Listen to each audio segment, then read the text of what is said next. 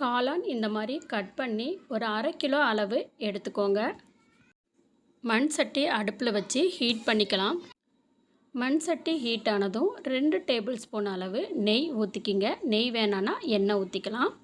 அதில் இந்த கட் பண்ணி வச்சுருக்கக்கூடிய இந்த காளானை இதில் போட்டுக்கோங்க. போட்டு நல்லா இந்த மாதிரி பெரட்டி விட்டுருங்க. இது பெரட்டி விட இது தண்ணி விடுங்க. நீங்கள் தண்ணியே ஊற்ற வேணாம். இங்கே பாருங்கள், இந்த மாதிரி தண்ணி விடும். இந்த தண்ணி விட்டுச்சு அப்படின்னா நீங்கள் எதுவுமே இந்த மாதிரி பெரட்டி மட்டும் விட்டுருங்க. இந்த தண்ணி நல்லா ட்ரை ஆகணும், அது வரைக்கும் இதாகட்டும். இப்போ நம்ம சின்ன வெங்காயம் 1 கப்பு தோல் உரித்து வச்சுருக்கோம். 1 கப் அளவு சின்ன வெங்காயம் எடுத்துக்கலாம். இஞ்சி பூண்டு பேஸ்ட்டு 2 டேபிள் ஸ்பூன் அளவு எடுத்து இந்த மாதிரி நைஸாக ரொம்ப நைஸாக அரைச்சி எடுத்துக்கோங்க. இதை நான் வேற ஒரு கப்பில் மாற்றிக்கிறேன்.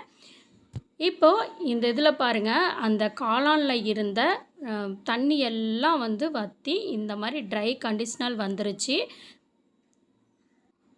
கொத்தமல்லி தழை இந்த மாதிரி க்ளீன் பண்ணி இந்த அளவுக்கு எடுத்துக்கோங்க.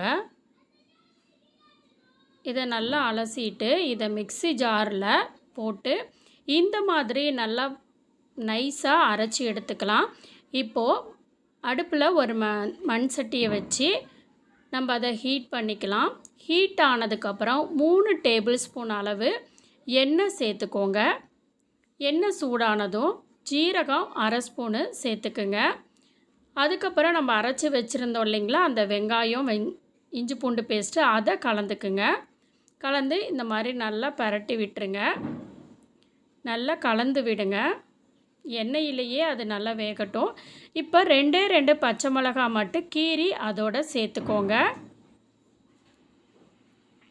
2 பெரிய தக்காளி பொடியாக கட் பண்ணது இதோட ஒன்றா சேர்த்து நல்லா கலந்து விடுங்க. தக்காளி நல்லா இந்த மாதிரி வெந்துடும். நல்லா வெந்ததுக்கு அப்புறமா இந்த ஒரு ஸ்டேஜ் வருங்க. மிளகாய்த்தூள் 2 ஸ்பூனு சேர்த்துக்கோங்க. மல்லித்தூள் 2 ஸ்பூனு சேர்த்துக்கோங்க. மஞ்சத்தூள் 1/2 spoon. Garam masala 1 spoon. Chicken தூள் ஒரு 1/2 ஸ்பூன் அளவு சேர்த்துக்கோங்க. இந்த மசாலா ஐட்டத்தை எல்லாத்தையும் ஒன்றா பச்சை வாசம் போகிற அளவுக்கு இந்த ஸ்டேஜ் ஆகணும். அதுக்கப்புறம் நம்ம அரைச்சி வச்சுருக்கிற இந்த கொத்தமல்லி தழை இருக்கு இல்லைங்களா, அந்த கொத்தமல்லி சாறையும் இதோட சேர்த்து நல்லா நம்ம கலந்து விட்டுக்கலாம். இந்த மாதிரி அந்த எண்ணெய் மேலே பிரிஞ்சு வரணும், இந்த ஸ்டேஜ் வரணும். வந்ததுக்கப்புறம் காளானை இதோட சேர்த்துக்கலாம். நீங்கள் தண்ணி வேணும் அப்படின்னு நினச்சிங்கன்னா ஒரு 1/2 டம்ளர் அளவுக்கு தண்ணி ஊற்றி இந்த மாதிரி ஃபுல்லாக கலந்து விட்டுருங்க. கலந்து மூடி போட்டு மூடிடலாம். இப்போ பாருங்கள், நமக்கு காளான் கிரேவி ரெடி ஆகிடுச்சு.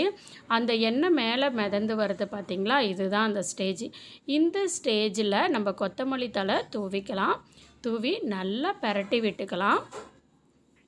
இப்போ சூப்பரான சுவையான ஒரு கறிக்குழம்பு டேஸ்ட்டில் காளான் கிரேவி ரெடி ஆகிடுச்சு. இந்த வீடியோ உங்களுக்கு பிடிச்சிருந்துச்சின்னா மறக்காமல் கமெண்ட் பண்ணுங்கள்.